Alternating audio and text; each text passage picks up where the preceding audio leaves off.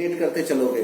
From the first impact of stress upon the organism until the manifestation of detectable identifiable disease, there are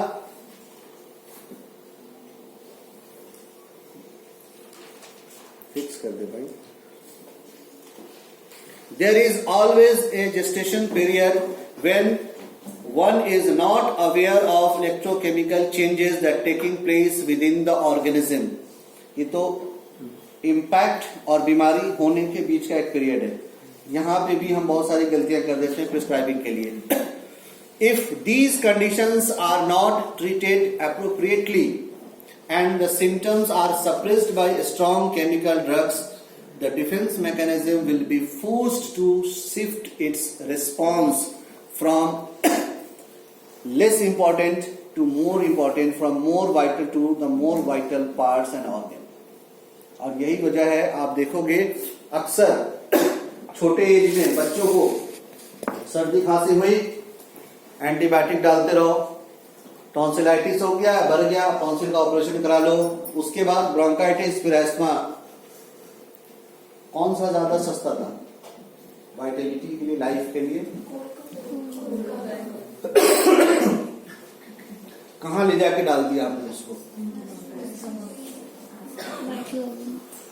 ये तो छोड़ दो, cold का. अब ये एक और चीज यहाँ पे आपको बताना चाहेंगे, ये आपके यहाँ पे लिखा हुआ नहीं है, तो इसको फिक्स कर दे कुछ.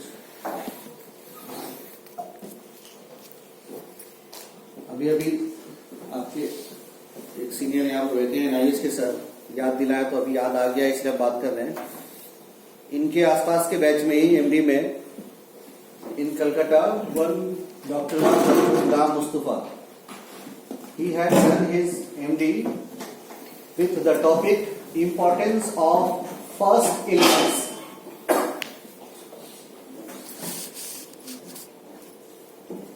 What is the importance of first illness in homeopathically managing the case of a child or individual? एक बच्चा है, कोई बर्न हुआ, अब उसको सबसे पहली बीमारी निमोनिया हुई, किसी को पहली बीमारी डायरिया हुई, किसी को पहली बीमारी एलर्जिक रैश हुआ, किसी को पहली बीमारी सिर्फ सर्दी हुई. कॉज बहुत एक्सट्रीम नहीं था, मतलब बाहर से बहुत ठंडे में अब किसी को जानबूझ के पहली बीमारी निमोनिया करना है तो बारिश में भिगा दो, उस तरह से कोई एक्सट्रीम इन्वायरमेंटल फॉल्ट बहुत एक्सट्रीम नहीं था. दैट वाज मोर और less moderate, casual. Then, by knowing these four conditions, what do you think regarding the state of level of health of that newborn baby? कहां पे कितना caution और ध्यान रखना पड़ेगा? और is there any importance of knowing this? Disposition उसकी बताती है किस चीज के लिए डिस्पोज हो. और कुछ?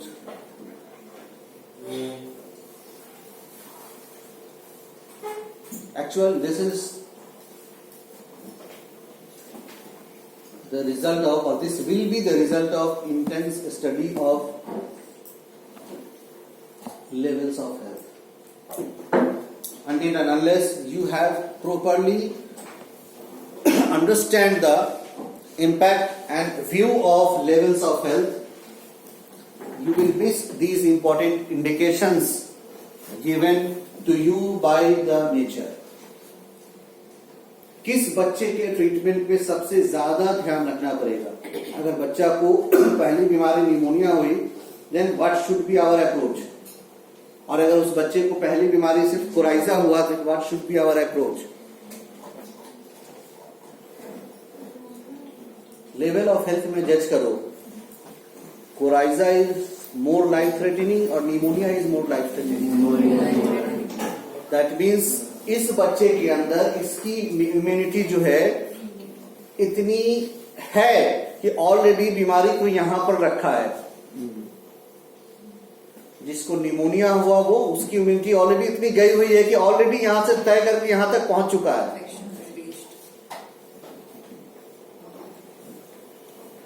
This again decide the fate of the child.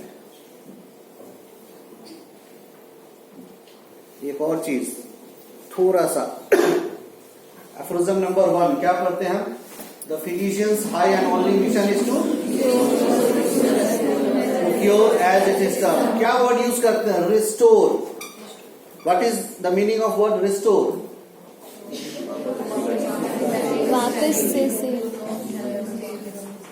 अगर आज हमारे पास हमारा सारा प्रॉपर्टी कोई लूट के ले जाता है और हम पुलिस में कंप्लेंट करते हैं, अब ये यूपी पुलिस है ऐसा मत समझ लेना, अगर आइडियल अच्छी पुलिस है और उस पुलिस ने सारा हमारा रिकवरी करा दिया, तो क्या हम मुकेश अंबानी बन जाएंगे? क्यों? पुलिस ने सारा रिकवर कर दिया तो हम प्रॉपर्टी हेल्दी हो जानी चाहिए,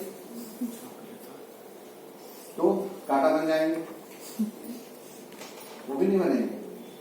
सहारा वाला तो बन सकते हैं कम से कम। So what is the meaning of word restore? आपका जितना था वैसा मेरी वापस। फर्स्ट एफरोजम में हनीमैन ने लेवल ऑफ हेल्थ की बात कह दी, बट हम सोचते नहीं। मेरी फर्स्ट फैमिली में अगर वहीं पे कह देता कि एक बार होम्योपैथिक दवाई आपने खा लिया फिर सब लोग लाइफ लॉन्ग पहलवान बन जाएंगे गामा से, नहीं बनेंगे। जितना आपका था उतना वही मिलेगा। आप जिस स्टेट ऑफ जिस लेवल ऑफ हेल्थ में जन्मे हो वहीं से आपके हिसाब किताब शुरू होगी। ट्रीटमेंट के बाद भी मिलेगा तो वही मिलेगा। उसके आगे अगर आपको लेवल ऑफ हेल्थ इंप्रूव करना है तो फिर उसके आगे और वर्कआउट है अलग अलग। उस वर्कआउट में one of the method is proper medication. जो नहीं करोगे तो और नीचे खसक जाओगे, ऊपर नहीं चढ़ पाओगे।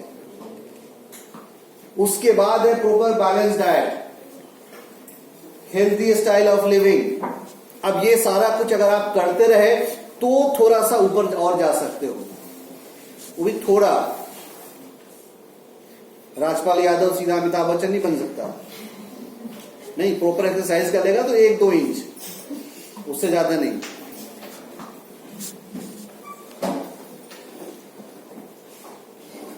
सो significance of level of health decide our fate of future health, even that decide our ultimate fate, that is being guided through the lifestyle. हमारा level of health ये था, लाइफस्टाइल हमने ये चूज कर लिया तो पता है कि कौन से स्टेशन पे जाके गाड़ी की एक्सीडेंट होनी है। और अगर आपने लेवल ऑफ हेल्थ ये देख दिया, लाइफ स्टाइल अगर इंप्रूव करने लगोगे, ऊपर वाले ने जितना दिया है वो तो देगा ही, लेकिन पर्दा लगा हुआ ना तो पता नहीं पहले से कि कितना दिया है।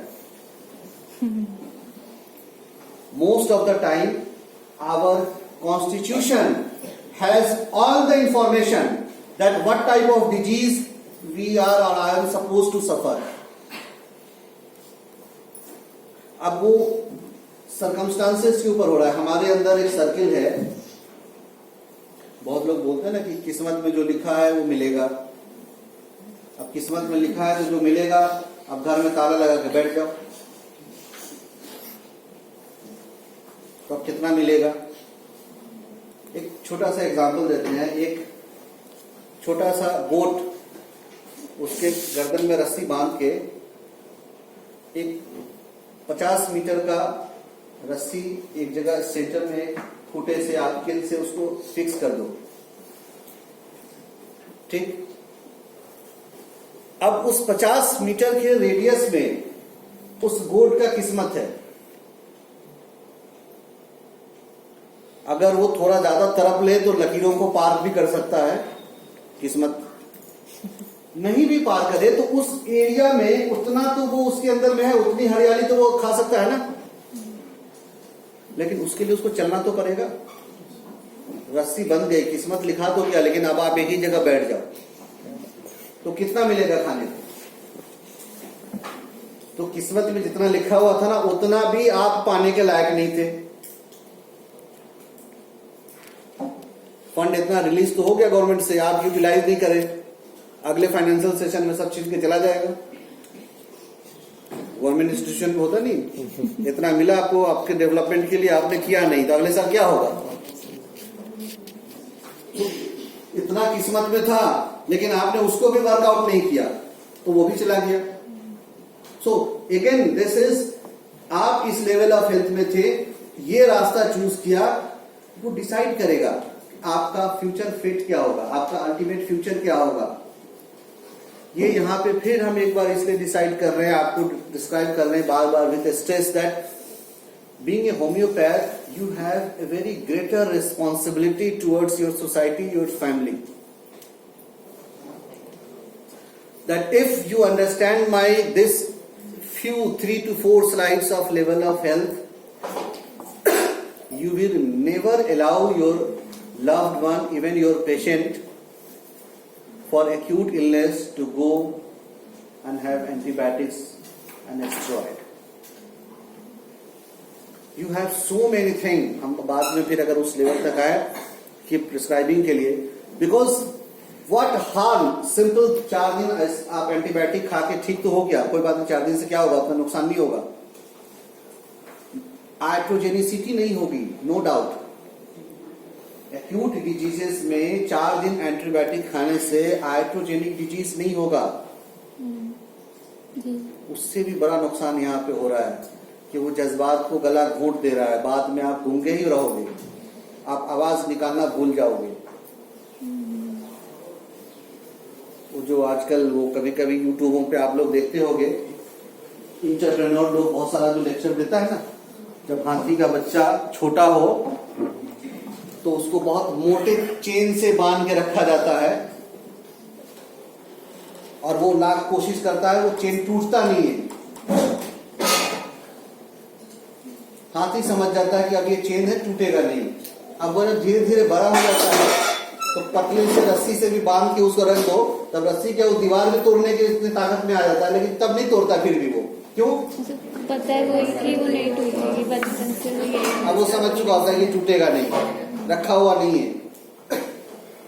इसलिए यहाँ पे वो सिर्फ कुछ दिनों की बात नहीं थी, जो 7 दिन हुआ, हाइड्रोजेनिसिटी नहीं हुई, कोई बात नहीं है, आप उससे बड़ी आदत खत्म कर रहे हो, ऑर्गेनिज्म को रिएक्ट करने की आदत खत्म कर रहे हो। एक और चीज होम्योपैथी से हटके बता रहे हैं, आपके घर में अगर छोटा बच्चा है और वो बहुत सवाल पूछता है आपसे, अच्छी बात है, खराब बात है, लेकिन आप तो अपने आप में बिजी हो, आपका अपना व्हाट्सएप टाइमिंग है, टीवी है, फलाना है, अब वो सवाल पूछेगा, चाचा चाचा ये पापा नहीं बोल रहे हैं आप अभी चुप रहो, काम करने दो अभी, फिर उसके स्कूल का टाइम हो जाएगा किसी टाइम। आप उस बच्चे को अगर 4 बार अपने से धुतकार दोगे, 5वीं बार शायद आ जाए, 6ठी बार कभी नहीं आएगा आपके पास वो सवाल पूछने के लिए। और अगर आपके अलावा कोई दूसरा एक्सपोजर नहीं है तो कल होके उसकी इंक्विजिटिवनेस बढ़ जाएगी। आपके लिए तो सिर्फ 2 मिनट का काम था, लेकिन आपने उसकी जिंदगी का दाग खराब कर दिया। And that is the way that we are. 2 दिन की तो बात है, एंटीबायोटिक दे देते हैं, ये 2 दिन की बात नहीं है।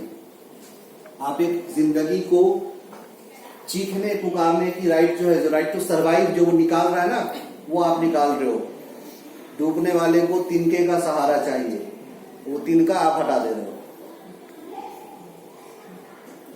तो आप तो सिर्फ तिनका ही हटा रहे हो, लेकिन कोई डूब गया उसकी वजह से, सिर्फ तिनके की वजह से। That is the fault of not knowing the level of health.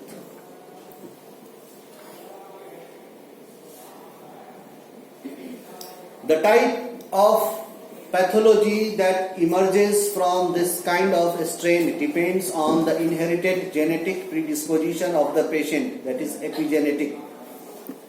ये एक है, इसके साथ एड ऑन होता है your own life style. This is a genetic message, जो मैथमेटिक प्रीडिस्पोजिशन हम लेके आते हैं। This means that a specific chronic disease may appear, but it is not the only disease existing in the primordial system of one's genetic code. ये दूसरा वाला sentence अगर नहीं समझ में आए तो अभी अभी थोड़ी देर पहले जो हम बकरी चरा रहे थे उसको याद कर लेंगे। उस दायरे में इतनी सारी है, अब इसमें से कोई एक हो जाएगा। आप जितना आप चलोगे, यहां चलने का मतलब है जितना आप लाइफ स्टाइल करप्ट करोगे अपना, आपके हिस्से में इतना है, आपने इतने सा ही लाइफ करप्ट किया तो इतना भी हो सकता था आपका, लेकिन इतना नहीं होगा, इतना ही नुकसान होगा। लेकिन अगर इतना लाइफ करप्ट करोगे तो इतना भी होगा। Cigarette smoking is injurious to health, it causes cancer. क्या 100% स्मोकर्स सब कैंसर हो जाता है? फिर इम्फाइसेमा किसको होता है? फिर ब्रोंकाइटिस किसको होता है? फिर स्मोकर्स कफ किसको होता है? Chronic cough. समझ रहे हो ना? अब ये डिसाइड करेगा आपके अंदर पहले से कितना था और क्या है। ये तो बहुत कुछ कर सकता है, आप कहां तक साथ दोगे, वहीं तक चलेगा ना। Next,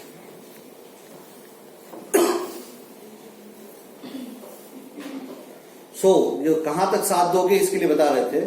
life style often includes drug abuse which will eventually cause the level of health to decline. Life expectancy potentially decreases as a person moves down the scale. Down the scale मतलब अपने standard of health, level of health अगर उसका नीचे जाता जाएगा,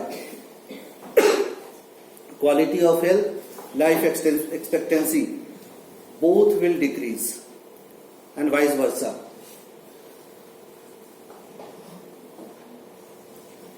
Of course, lifestyle greatly contributed to life expectancy. They should be considered theories to be explored and examined from a great deal of different aspect of environmental influence in life. इसलिए भी mention करके दे रहे हैं कि यहाँ पे ये भी चीज जो स्टेट ऑफ लाइफ एक्सपेक्टेंसी, ये each part is in itself a different subject, a different matter of detailed discussion. यहाँ पे छोटा सा एक एग्जांपल दे रहे हैं जो यहाँ पे लिखा हुआ नहीं है, यहाँ रुक जाओ।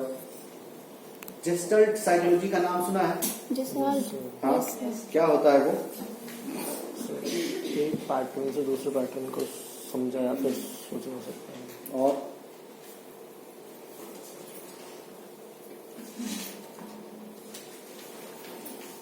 it is a pattern of decoding the message. It is a pattern of implementing the message. आप अभी बैठे हो यहाँ पे, आपके मोबाइल पे व्हाट्सएप में कौन सा मैसेज आएगा आपको पता है? नहीं है ना? लेकिन वो सारा मैसेज अभी इन्वायरमेंट में है कि नहीं है? अब आप अपना हैंडसेट लगाओगे, उसके अंदर क्या मैसेज टाइप होके आ रहा है? कहां से आ रहा है? ये जो मोबाइल आपका मैसेज शो कर रहा है, 2 मिनट पहले तक जब वहां से वो रिलीज किया गया था, वो किस फॉर्म में था? अभी आपके किस फॉर्म में है?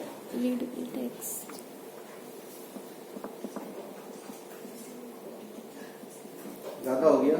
नहीं सर, छोड़ दो। अभी हमने कुछ बात कही, आप तक पहुंची? Sound energy. जब हम कह रहे थे तो ये क्या बातें थी जो आप तक पहुंची? नो सर, सिर्फ वाइब्रेशन था।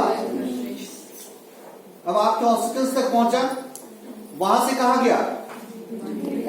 अब ये कोडेशन था, डीकोड हुआ, डीकोड होके अब आपके इंटेलिजेंस पे गया, अब आपने इसको ऐसे समझा।